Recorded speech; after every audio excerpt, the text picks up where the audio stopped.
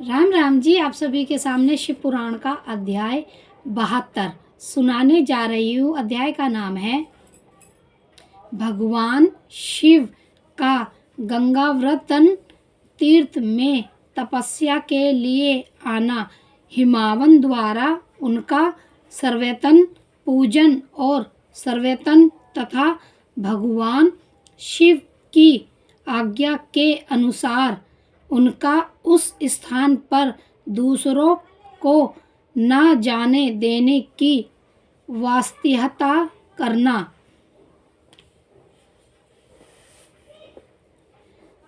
ब्रह्मा जी कहते हैं, नारद, हिमावन की पुत्री लोक पूजनीय शक्ति स्वरूपा पार्वती हिमालय के घर में आ रहकर बढ़ने लगी। जब उनकी अवस्था 8 वर्ष की हो गई तब सती के विहार से कताहर हुए शंभु को उनके जन्म का समाचार मिला। नारद उस अद्भुत बालिका का पार्वती को हृदय में रखकर वह मन ही मन बड़े आनंद का अनुभव करने लगे। इसी बीच में लौकिक गति का अक्षय ले शंभु ने अपने मन को एकाग्र करने के लिए तप करने का विचार किया।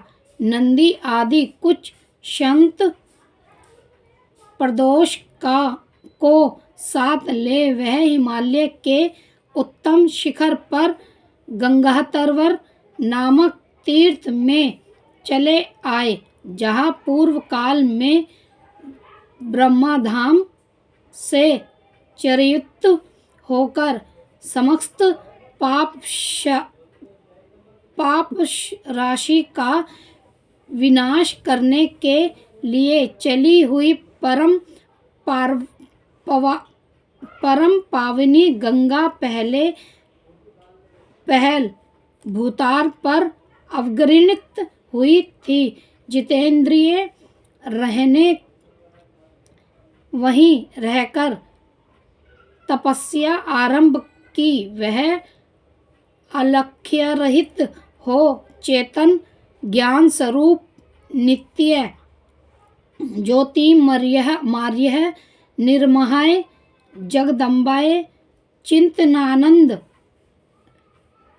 स्वरूप दैत्यहीन तथा अक्षय रहित अपने आत्मभूत परमात्मा का एक ग्रस्त भाव से चिंतन करने लगे। भगवान हर के ध्यान नारायण होने पर नंदी शीघ्र आदि कुछ अन्य पक्षगण भी ध्यान में तत्पर हो गए। उस समय कुछ ही प्रथम गण परमात्मा शंभु की सेवा करते थे। वह सब के सब मौन रहते और एक शब्द भी नहीं बोलते थे। कुछ द्वारपाल हो गए थे। इसी समय गिरिराज हिमावन उस पोक्षित बाहुल शिखर पर भगवान शंकर का शंभु गमन कर सुनकर उनके प्रति आदर की भावना से वहां आए। आकर सेवा को सहित गिरिराज ने भगवान रुद्र को प्रणाम किया, उनकी पूजा की और अत्यंत प्रसन्न हो हाथ जोड़कर उनका सुंदर सर्वैतन किया। फिर हिमावन ने कहा, प्रभु, मेरे सौभाग्य का उदय हुआ है जो आप यहाँ पधारे हैं। आपने मुझे स्नात कर दिया, क्योंकि न हो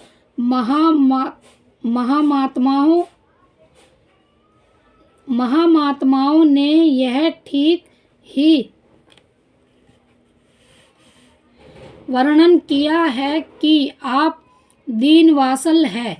आज मेरा जन्म सफल हो गया है। आज मेरा जीवन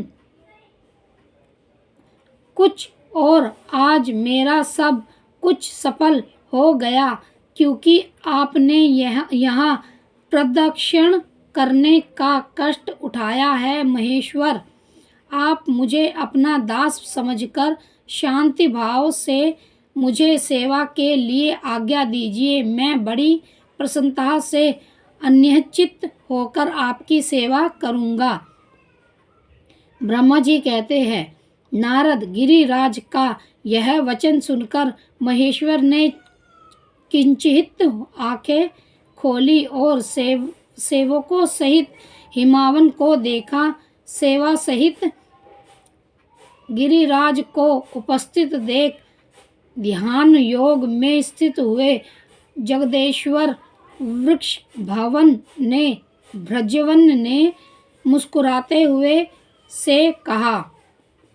महेश्वर बोले, शैलराज, मैं तुम्हारी शिखर पर एकांत में तपस्या करने के लिए आया हूँ। तुम ऐसा प्रबंध करो जिससे कोई भी मेरे निकट ना आ सके। तुम महात्मा हो, तपस्या के धाम को तथा मुनियों, देवताओं, राक्षसों और अन्य महात्माओं को भी सदा अक्षय देने वाले हो। दृज आदि का तुम्हारे ऊपर सदा ही निवास रहता है। तुम गंगा से अभिषिक्त होकर सदा के लिए पवित्र हो गए हो। दूसरों का उपहार करने वाले तथा संपूर्ण पर्वतों के समर्थशाली राजा हो। गिरिराज, मैं यहाँ गंगावतरण स्थान में तुम्हारे अक्षिहित होकर आत्मा संयम पूर्वक बड़ी प्रसन्नता के साथ तपस्या करूँगा। शैलराज, गिरिश्रेष्ठ, जिस साधन से यहाँ मेरी तपस्या बिना किसी विज्ञान बाधा के चालू रह सके, उसे इस समय प्रयत्न पूर्वक करो। पर्वत पर मेरी यही सबसे बड़ी सेवा है। तुम्हारे अपने घर जाओ और मैंने जो कुछ कहा है उसका उत्तम प्रीति से यत्न पूर्वक प्रबंध करो। ब्रह्मा जी कहते हैं, नारद, ऐसा कहकर सृष्टिकर्ता जगदेश्वर भगवान शंभु चुप हो गए। उस समय गिरिराज ने शंभु से प्रेम पूर्वक यह बात कही। जगन्नाथ परमेश्वर, आज मैंने आप अपने प्रदेश में स्थित हुए आपका सर्वयत्न पूर्वक पूजन किया है। यही मेरे लिए महान सौभाग्य की बात है। अब आपसे क्या और प्रार्थना करूं? महेश्वर, इतने ही देवता बड़े बड़े रत्न का अक्षय ले महान तप करके भी आपको नहीं पाते, वह ही आप यहाँ सर्वत्र उपस्थित हो गए।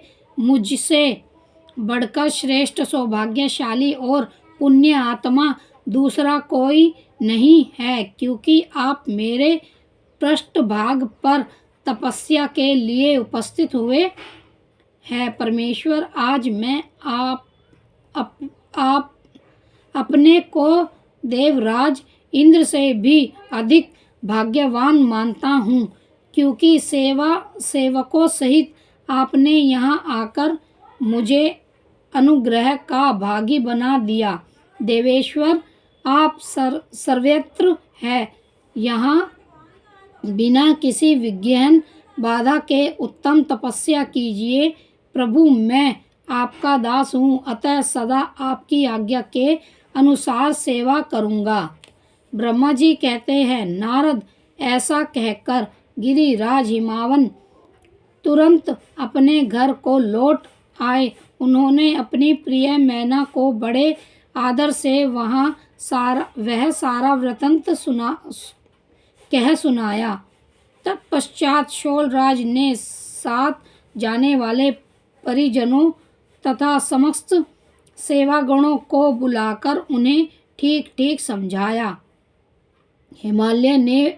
हिमालय बोले, आज से कोई भी गंगावतरण नामक स्थान में जो मेरे पृष्ठ भाग में ही है, मेरी आज्ञा मानकर ना जाए। यह मैं सच्ची बात कहता हूँ। यदि कोई वहाँ जाएगा तो उस महादुष्ट को मैं विशेष दंड दूंगा। मुने इस प्रकार अपने समस्त गणों को शीघ्र ही निर्तित्र करके हिमावन ने विद्या विराणन के लिए जो सुंदर प्रयत्न किया वह तुम्हें बताता हूँ, सुनो।